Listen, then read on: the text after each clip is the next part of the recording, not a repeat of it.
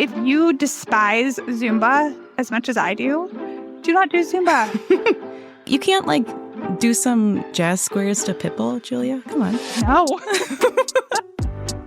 This is On Nutrition, a podcast from Mayo Clinic where we dig into the latest nutrition trends and research to help you understand what's health and what's hype. I'm Tara Schmidt, a registered dietitian with Mayo Clinic in Rochester, Minnesota. This episode, weight loss maintenance. But first, we have a listener question about the episode on sugar.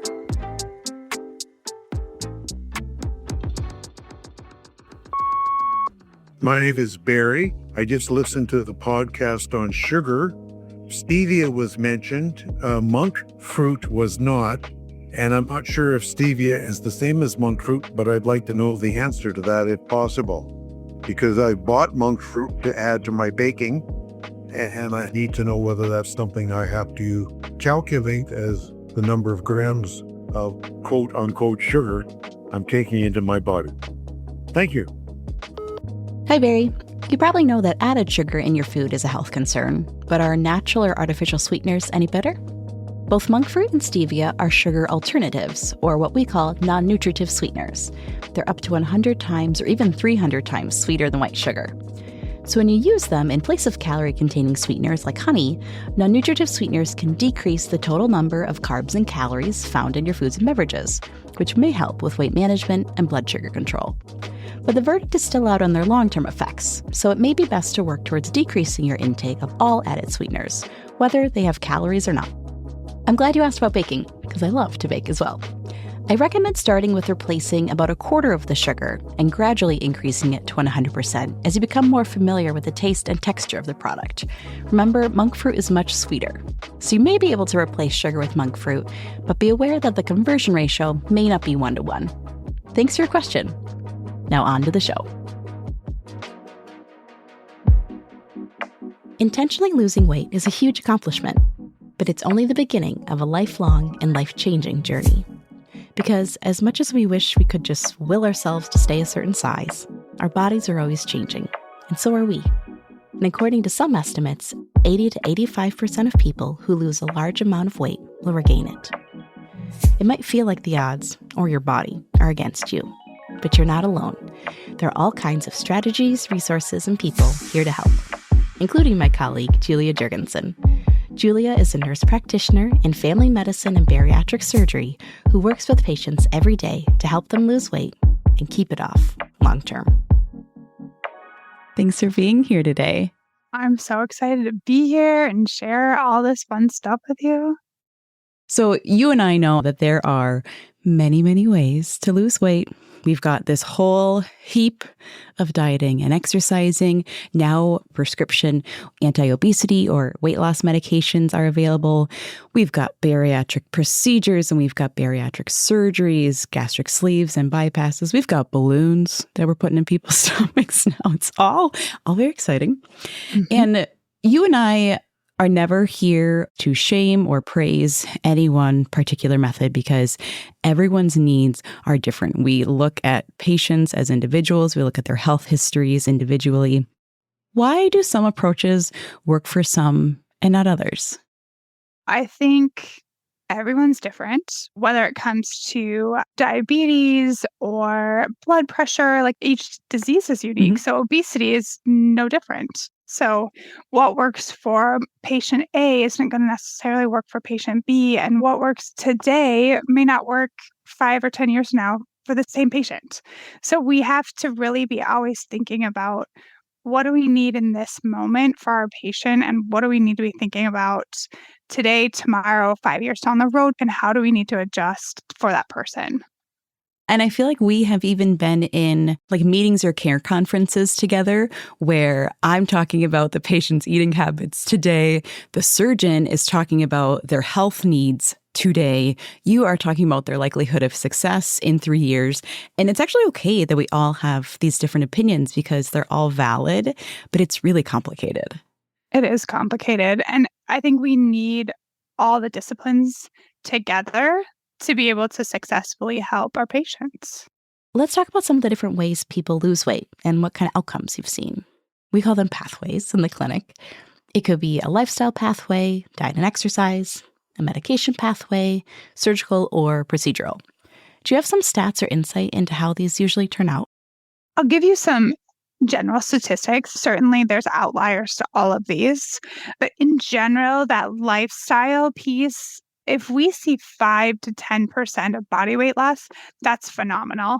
And I celebrate that with patients because often patients feel like that's not a No one success. ever believes us that that's Right? great news. But it's phenomenal. Weight loss medications, again, 5% up to like 25% Mhm. with these new injectables.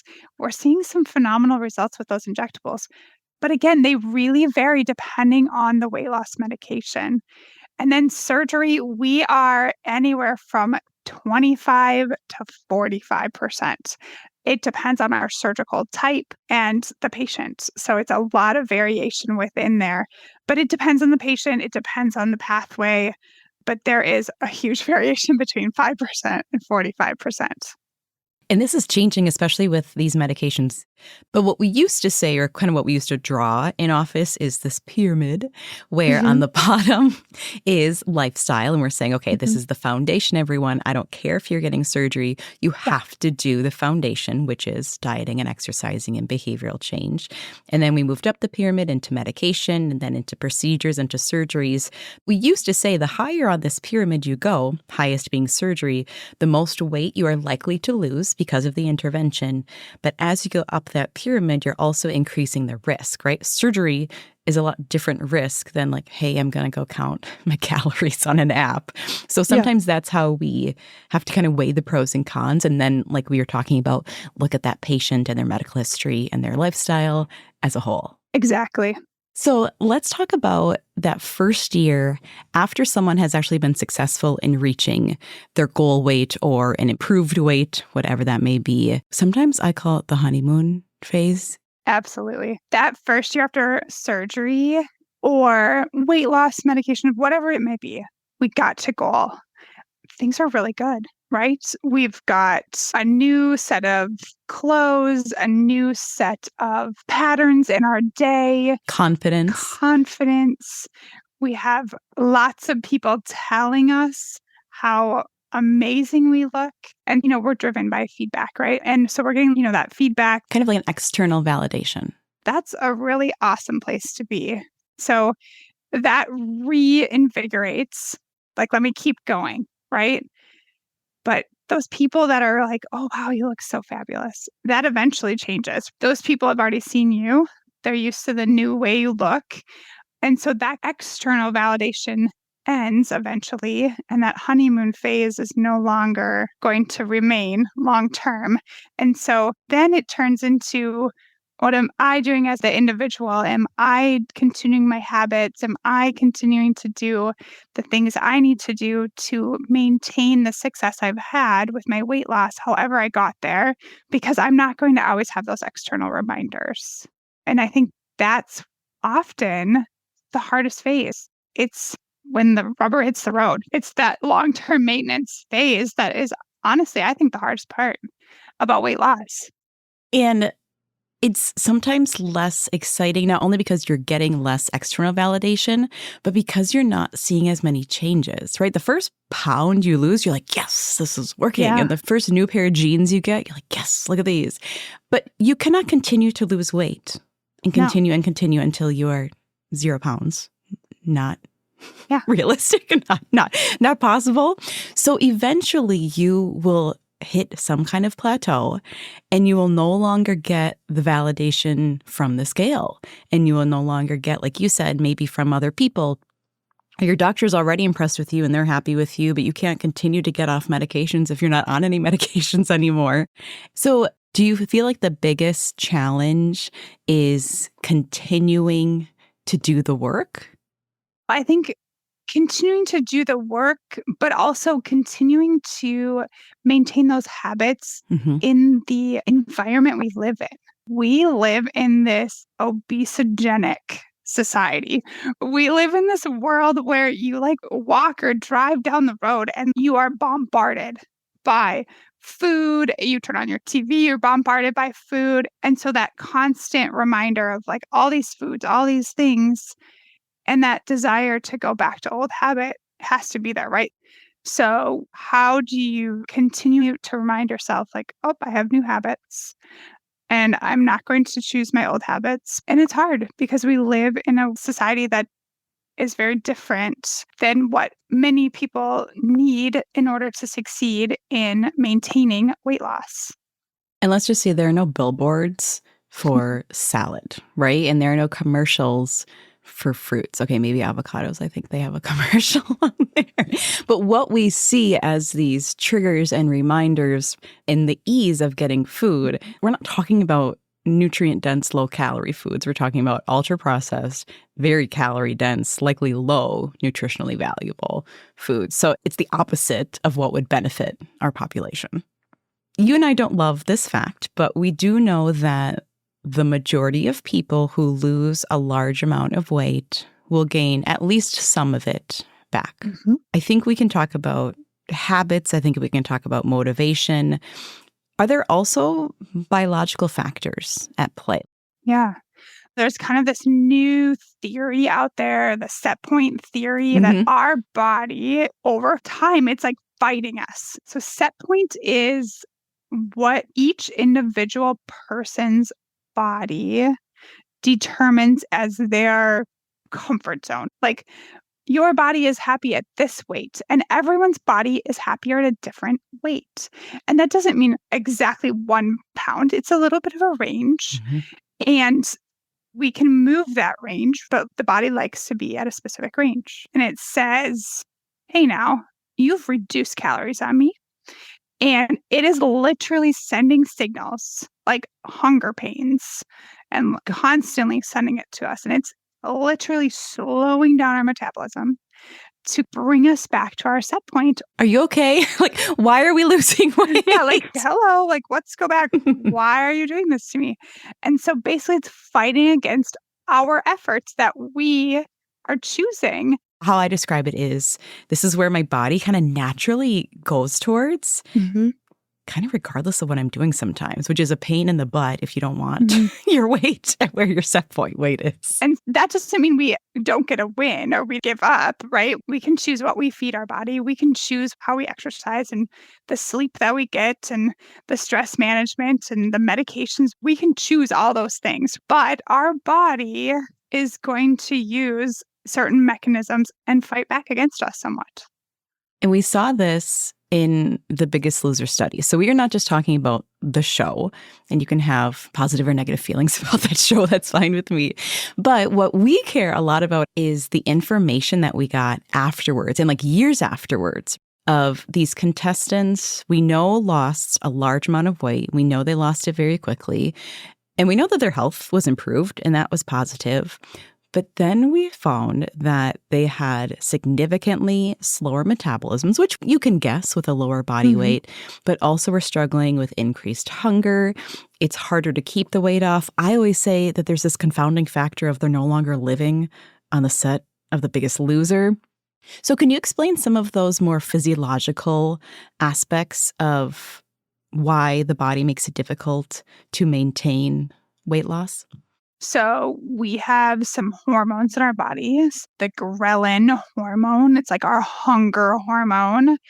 And then we have leptin, which is like our full hormone. And so their hunger hormone is like revving up, and their leptin hormone is like, I'm just going to kind of wean off. So they're trying to say like, oh, I want my ghrelin to go down and my leptin to go up. And then their bodies are like, oh, we're just going to do almost the opposite. Yeah. And so again, that kind of goes back to that set point theory of their bodies are slowing their metabolism down and fighting against all the efforts that they did in that rapid weight loss that they experienced during the actual show.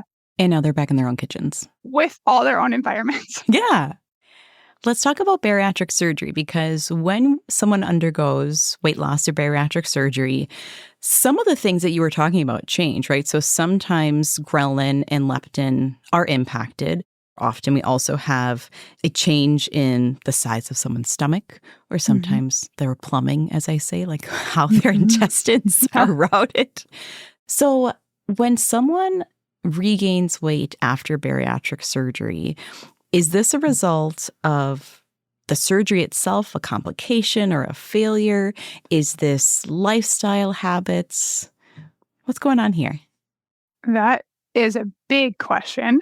So sometimes patients that gain weight after bariatric surgery, it can be a surgical complication, such as an outlet dilation, where literally the plumbing should be a certain size and it's actually bigger. Or they have an extra hole where they shouldn't have a hole. Well, obviously, then we can have extra food going through and they're Mhm. going to be hungry. In that case, that is a surgical complication that we in the surgical world can help correct, and that procedure can then lead to weight loss. On the other hand, there can also be a lot of personal behavioral changes that happen after surgery that can lead to weight. And it's not even necessarily really rapid weight gain or something that patients even realize that they do. It could be really gradual. It could be something as simple as starting to eat throughout the day.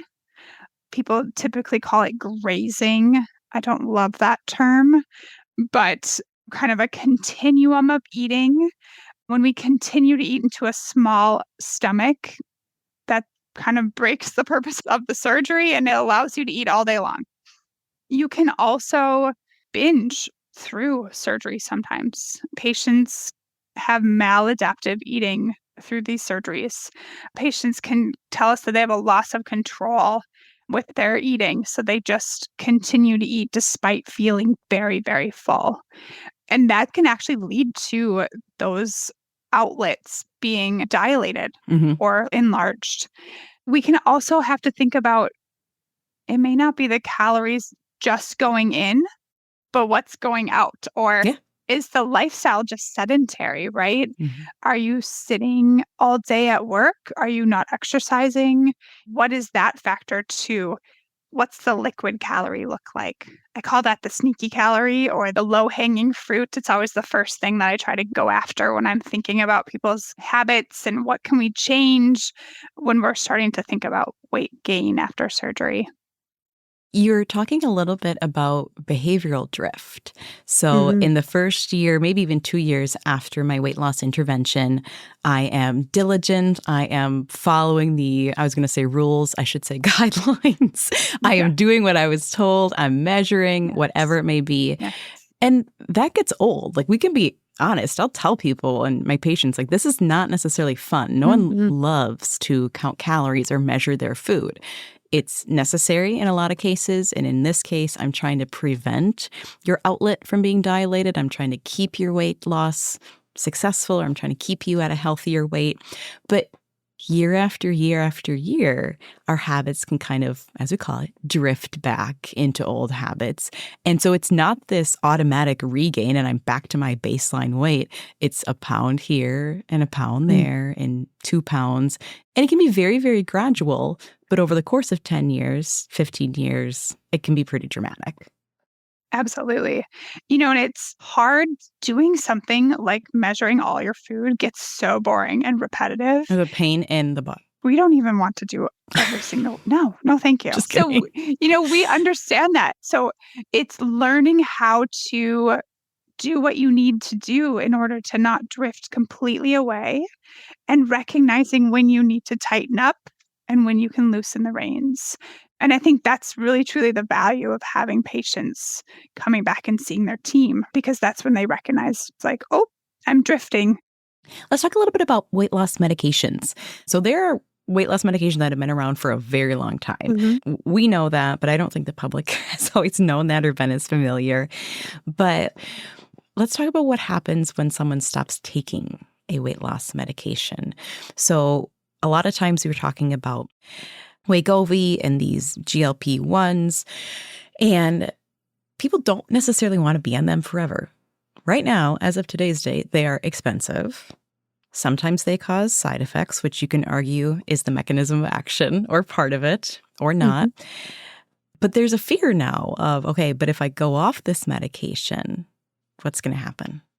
Unfortunately, most people regain a substantial amount of the weight they lost when they go off of the injectable GLP-1 medication. So the Ozempics, the Wegovys, all of those injectable medications. And that's the tricky part. So these are medications that are designed for significant weight loss, but meant for long-term, lifelong use. And that's really challenging to share with someone, but I kind of will explain to someone, if I'm giving you a tool that is impacting your hunger, right? So I'm decreasing the hunger signals and sometimes the craving that's coming from your brain. I'm also decreasing your gastric emptying, so I'm helping you to stay fuller longer. That's what's working. And if I take those tools away, you're going to go back to baseline. So your hunger is going to return. Your normal gastric emptying is going to return. So it's kind of a expectation that you would have regained. And that's not the blame of the person. It's just, okay, you were on a blood pressure medication and now you're off of it. Your blood pressure is going to go up. And it's really hard to maintain that lower body weight without that tool because we actually know that your metabolism is lower now. Exactly.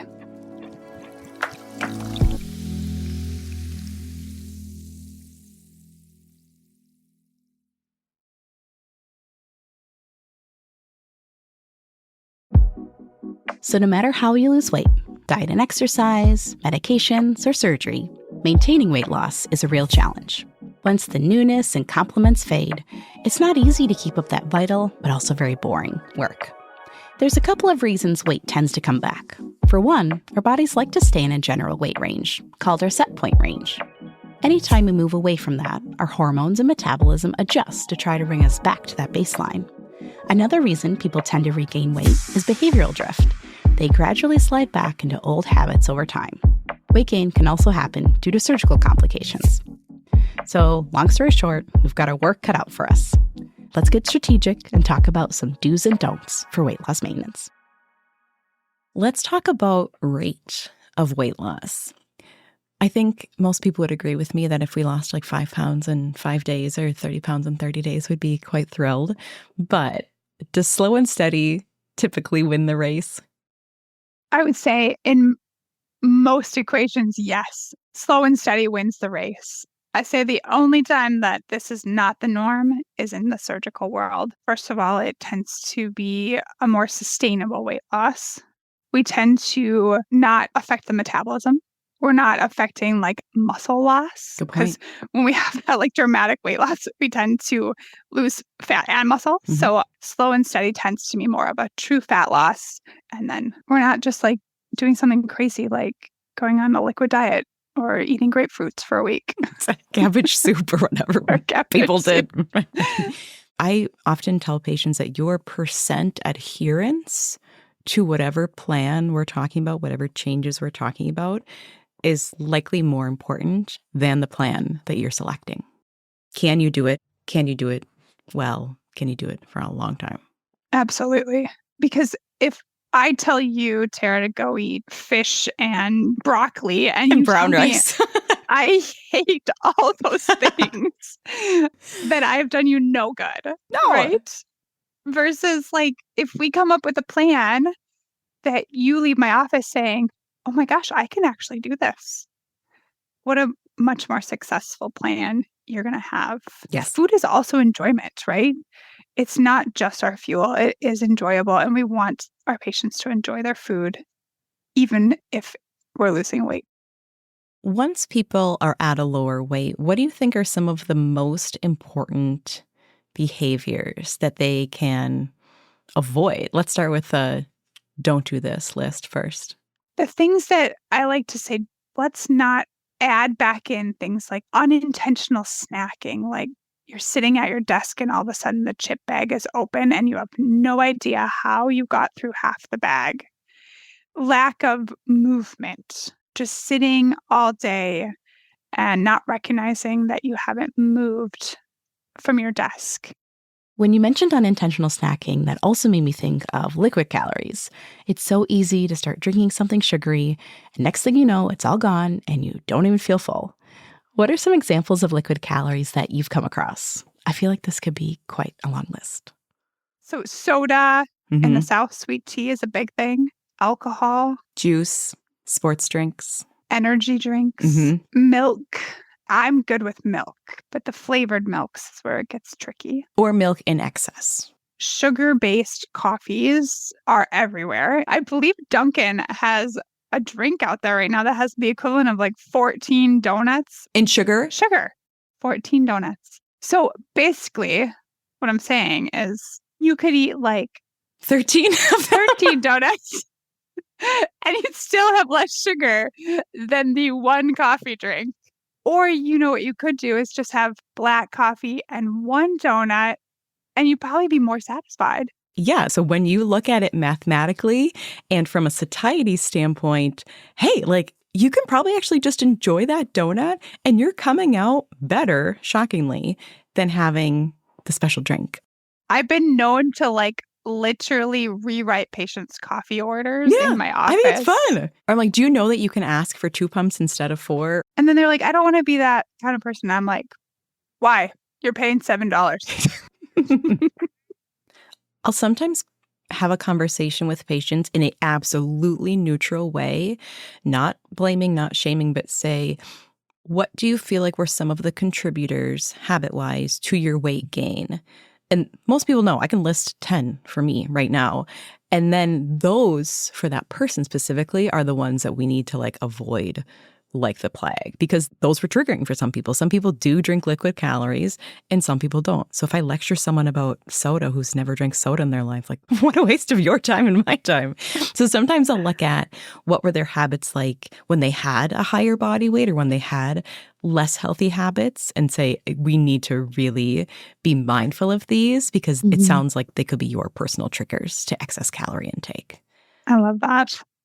And let's talk about exercise because I tend to emphasize exercise more in the weight loss maintenance phase than I do in the weight loss phase. I do too. I think exercise is how we can actually rev up that metabolism, and especially weight training, right? Yes. Our muscles burn more calories than our fat cells. They also take up less space in our clothes. So we need to figure out, number one, what kind of exercise do you like?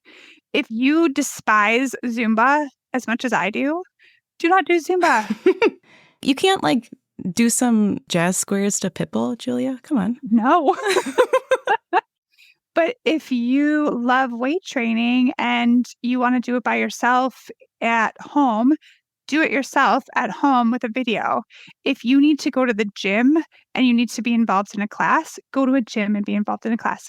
I do think that we have to have strength training involved in it, and it needs to be at least 150 minutes per week to help us with that weight loss maintenance. And likely more once you're in that weight loss maintenance phase. Yes. Sorry, everyone. Yes. For decades, we have watched research that's come out of the National Weight Control Registry. So this registry is kind of like an ongoing study that has been tracking over 10,000 people who have lost and kept off at least 30 pounds.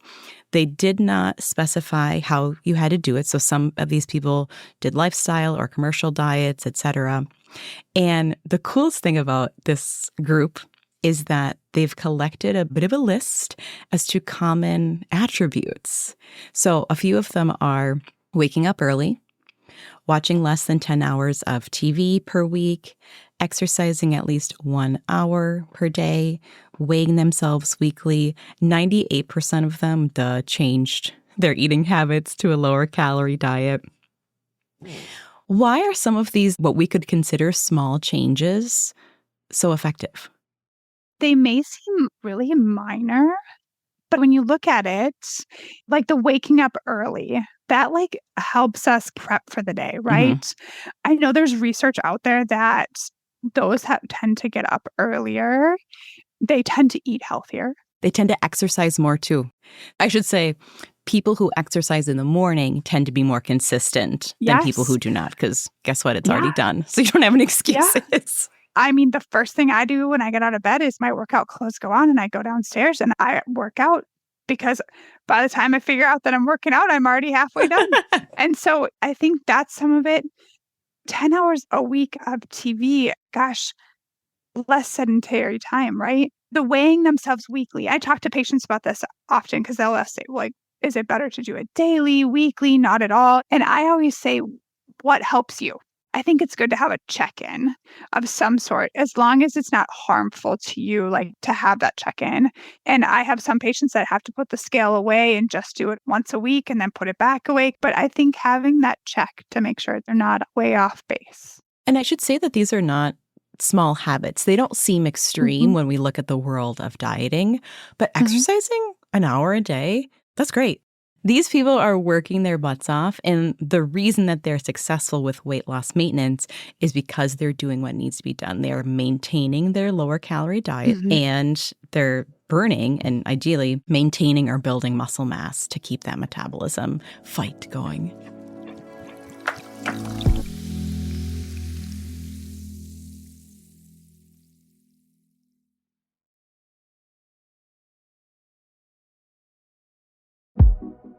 Thanks to people who have been successful at keeping weight off, we know a thing or two about what works. First, keep a lower calorie diet and try to avoid mindless snacking and liquid calories like alcohol, soda, juice, or sugary coffees. Next, try to be active. Find a type of exercise you actually like, whether it's taking a dance class or doing workout videos. You'll also want to incorporate some form of strength training to keep up your metabolism. And last, but certainly not least, consistency is key. Pick your new habits and stick to them. And if you know certain things might trigger your old habits, try to be proactive about avoiding them. So, those are great places to start and keep going.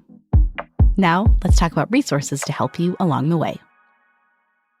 We have a lot of people, especially in America, and I'm just going to say especially females, who find themselves, myself included, in yo-yo dieting, weight cycling. I think I could call this getting trapped into fad diets or what's popular this week on the internet. How can we help people get out of that pattern or cycle? The first thing you need is to find a medical provider, whether it be a dietitian, primary care provider, endocrinologist, someone who can help you to break that pattern and figure out, how can I move forward in a way that I'm not going to continue this cycle that's harming my body, but that's going to help my body to live a healthy lifestyle? I think having that partner from a medical perspective is going to be critical for that person. And accountability, and hopefully to share with them the big picture. Because sometimes patients won't believe me that I'm taking all of their diet rules away. They're like, okay, I do low carb and I do this and I do this and I do this. But they also tell me that it's not sustainable for them. So we're like, all right, let's wipe the slate clean and start to talk about what has worked, that is reasonable, that you can see yourself doing for a long period of time. And those might be super minor things, like I'm going to exercise in the morning. I'm going to eat breakfast. And they're like, wait, this is what you're prescribing me? Like, this seems like it's not going to make a difference at all. But my hope is that those small changes make an impact on their total calorie intake, so they do start to see some weight loss with time, and then they just continue. And so we have a really boring, slow reduction in weight. But boring over time, slow, is so much healthier. And we actually know that when people choose a variety of diets, good, bad, and otherwise, by the end of 1 year, whether you lost it super fast or super slow, most people end up at the same weight anyway. So it really doesn't matter what your graph looks like. You might as well do it slow and steady, because you're going to still get the same race time in the end as someone else. Absolutely. Absolutely. Weight loss, weight regain, all of everything that we're talking about is really frustrating. I think it's really psychologically difficult. How do we help people practice patience, self-compassion, and self-care through all this? I think giving ourselves grace is one of the hardest things that we have to do through weight loss. This is a process and it's a journey, and a lot led up to this weight. We didn't get here overnight. We're not going to lose overnight. And we need to work on, how am I going to do self-care during this time? How can I reward myself without food? How can I teach others around me to care for me without food? How can I speak to myself about my body lovingly? Because so often we beat ourselves up more about our bodies than anyone else around us. And the things that we say about our bodies, we would never say about someone else's bodies. And I wouldn't even want my child to hear me say it about myself. I say it in my head, Right. of course. Don't say it in your head either. A lot of weight loss is also learning to have patience through the process and being satisfied with the moment right where you are. And what can my body do today that it couldn't do yesterday? Yes. Yes. How does walking up a flight of stairs feel? How does pushing your kid on the playground feel, or chasing a grandkid down the street? How do your clothes fit? How's your blood pressure? There's just a million things that I could list. And I tell patients all the time, did you write that down? Because on the day that you are having a rough day, you're going to need that reminder of why did you do this? Mhm. Even if someone has been successful after bariatric surgery specifically, how often should they be checking in?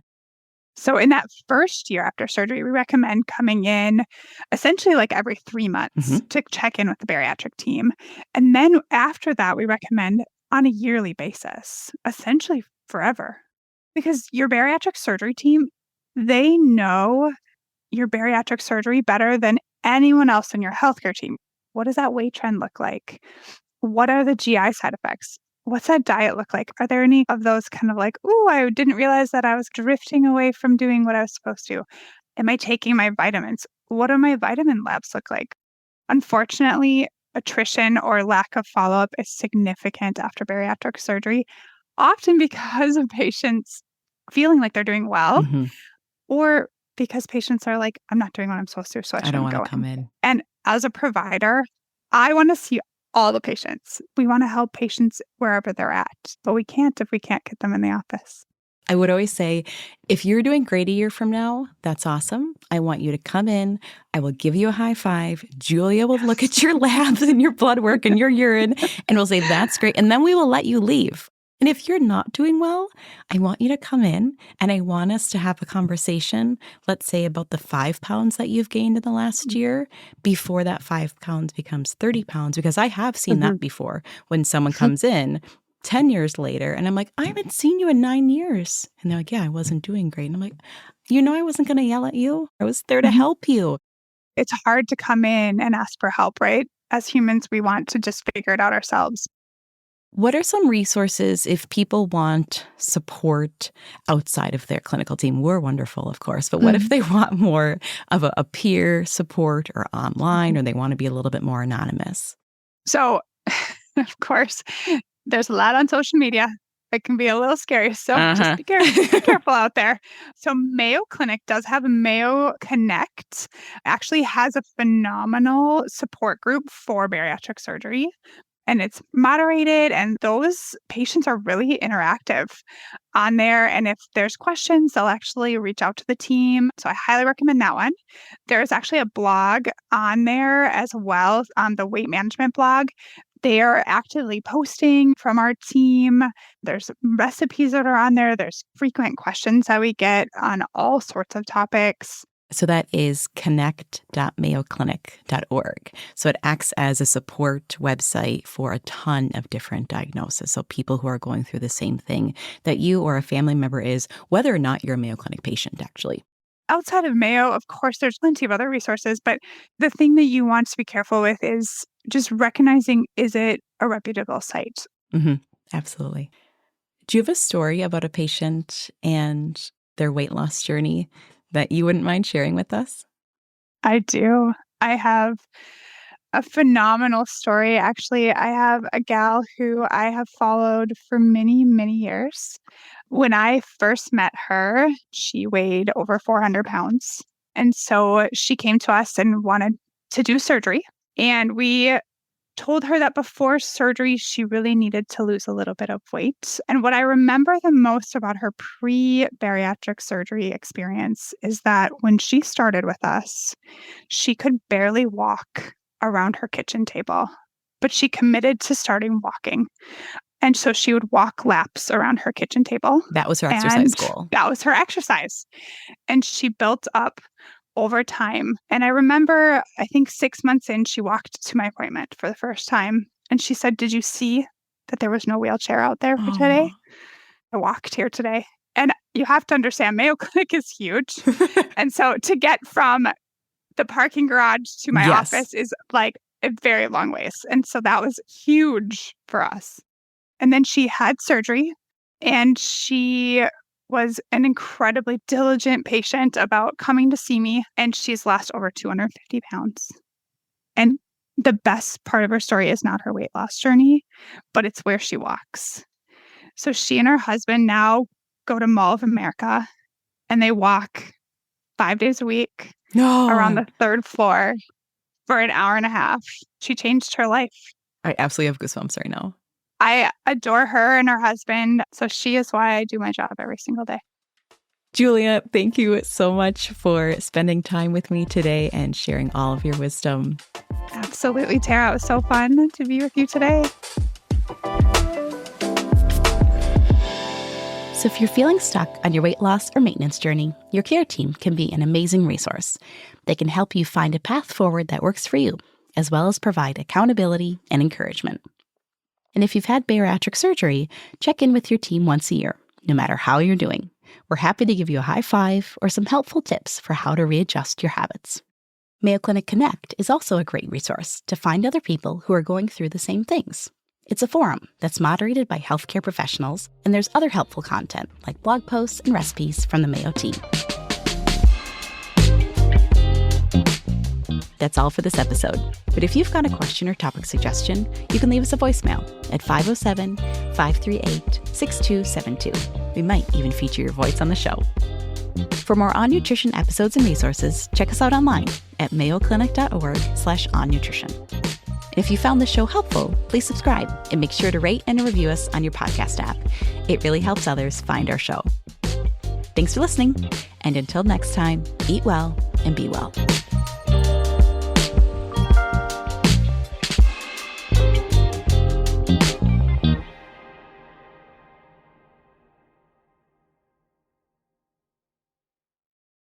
This podcast is for informational purposes only and should not be relied upon as medical or legal advice.